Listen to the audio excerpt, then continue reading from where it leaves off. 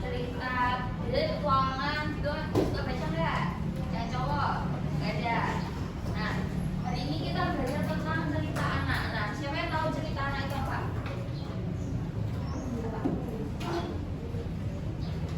Oke, sebelum masuk ke cerita anak, jadi di bahasa Indonesia itu teks cerita itu ada dibagi menjadi dua, teks fiksi dan non fiksi.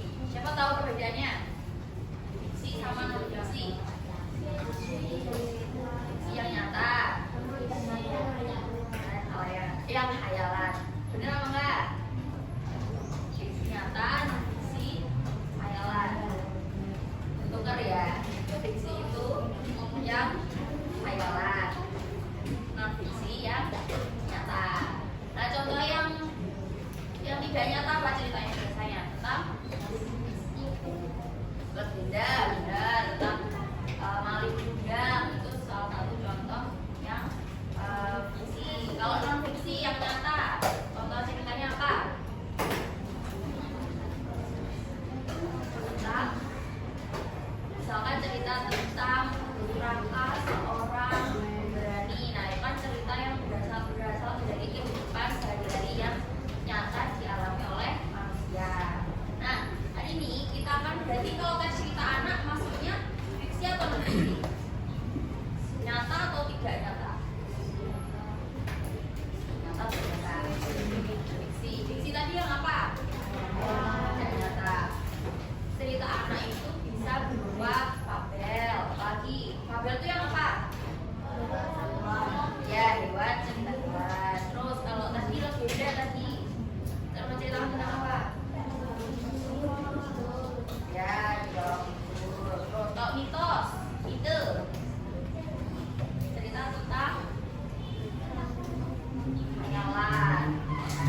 Nah cerita anak yang akan kita pelajari hari ini yaitu cerita anak tentang tokoh realis. Tokoh realis itu contohnya tokoh yang memang ada di dunia nyata. Contohnya ayah, ibu, misalkan terus juga ada si Raka. Jadi tokoh yang memang ada di dunia nyata. Jadi bukan seorang kecil, buaya gitu bukan. Nah tujuan cerita anak. Tapi kita bahas dulu tentang cerita anak. Cerita anak sendiri itu sebenarnya apa? Ada tahu nggak? Yang gimana? Ada tahu? Nggak ada. Oke, cerita anak itu cerita selain dari cerita untuk anak-anak, biasanya cerita anak itu menceritakan tentang hal-hal yang imajinatif. Contohnya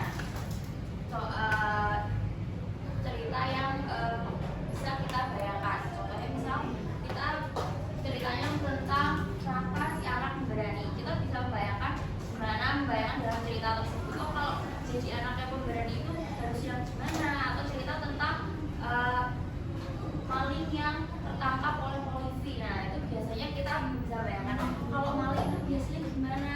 Jadi kita ikut membayangkan ceritanya itu dalam pikiran kita sehari-hari. Nah biasanya cerita anak itu bahasanya itu bisa dipahami karena kan ceritanya untuk anak-anak. Contoh cerita anak biasanya apa? Kayak Kajil sama Buaya, pernah baca? Pernah dengar ceritanya? Kajil sama Buaya biasanya sering ada di TV, di buku cerita, itu sering dengar. Lalu tujuan dari cerita anak itu apa? Selain untuk bisa menghibur pembacanya, ada apalagi manfaatnya? Yang tahu? Nah, selain untuk menambah ilmu pengetahuan, ya ada amanatnya atau pesan moral yang bisa diambil oleh pembaca. Maka kita membaca kan tidak hanya sekedar baca dari awal selesai sudah. Ini kan ada pesan yang ingin disampaikan penulis apa? Misalkan ingin menanamkan sifat disiplin, mandiri, terus kerjasama seperti itu. Betul. Menyampaikan pesan moral.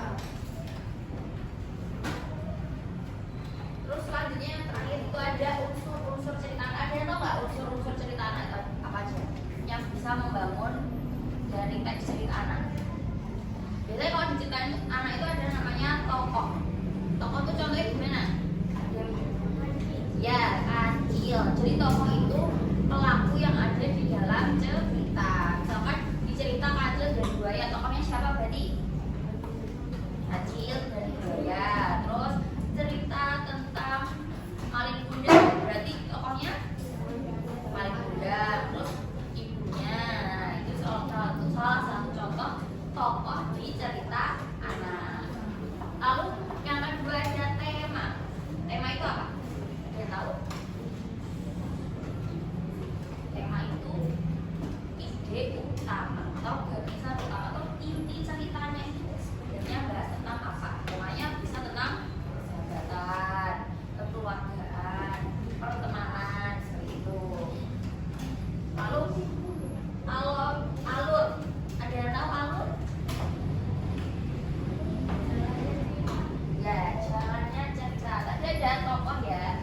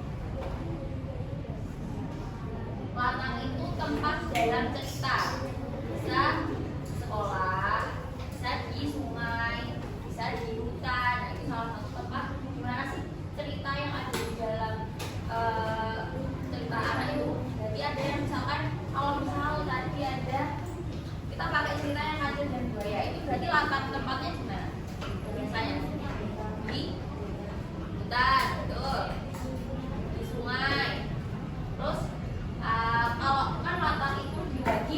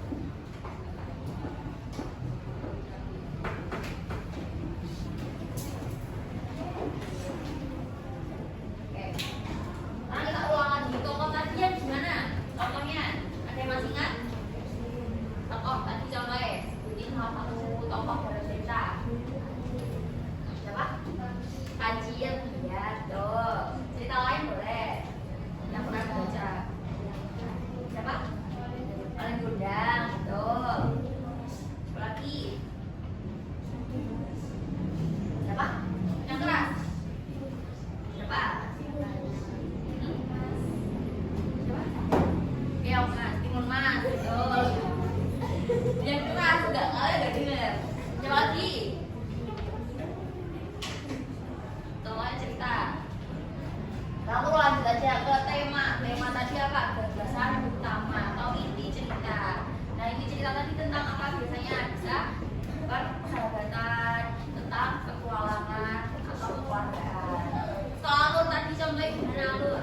Alur tadi artinya jalannya cerita atau alur peristiwa atau jalannya cerita, urutan peristiwa.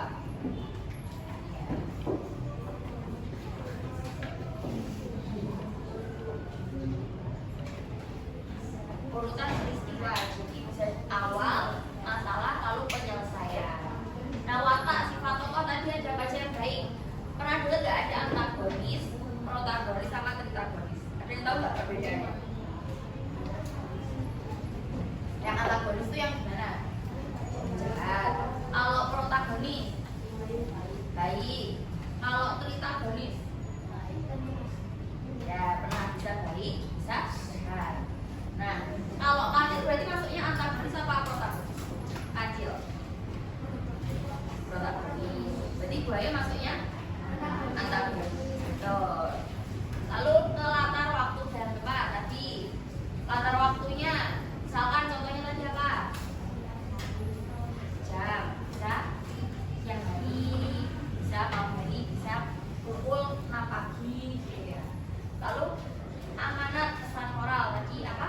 Contohnya pesan yang ingin disampaikan oleh penulis kepada pembaca, yang ingin diajarkan oleh penulis. Oke. Sebelumnya udah dapat materi ini belum sama Bu Indra? Sudah. Belajar tentang cerita rakyat, mungkin cerita anak belum? Sudah. Oke. Sudah paham ya? Oke. Harusnya ada yang ditampilkan, tapi karena proyeknya bisa, jadi besok kita akan belajar tentang cerita anak tapi menggunakan mind mapping. Ada yang pernah dengar mind mapping? Nah, yang mind mapping pernah bikin atau pernah dengar? Mind mapping, peta konsep, peta cerita. Nah, besok kita belajar tentang peta cerita. Jadi nanti kita pakai peta biar kita lebih paham belajar tentang unsur-unsur cerita. Tapi besok menunggu lihat menggunakan peta karena berikutnya belum bisa. Oke, mungkin materi pada hari ini cukup ini dulu. Besok kita pasti lagi. Hari ini puasa, yang nggak puasa siapa? Yang puasa aja, yang puasa siapa? Yang lemes-lemes ini puasa berarti ya? Yang ngantuk-ngantuk ini puasa? Puasa mas? Nggak puasa. Nggak puasa? Lama ya. Tadi sahur semua nggak?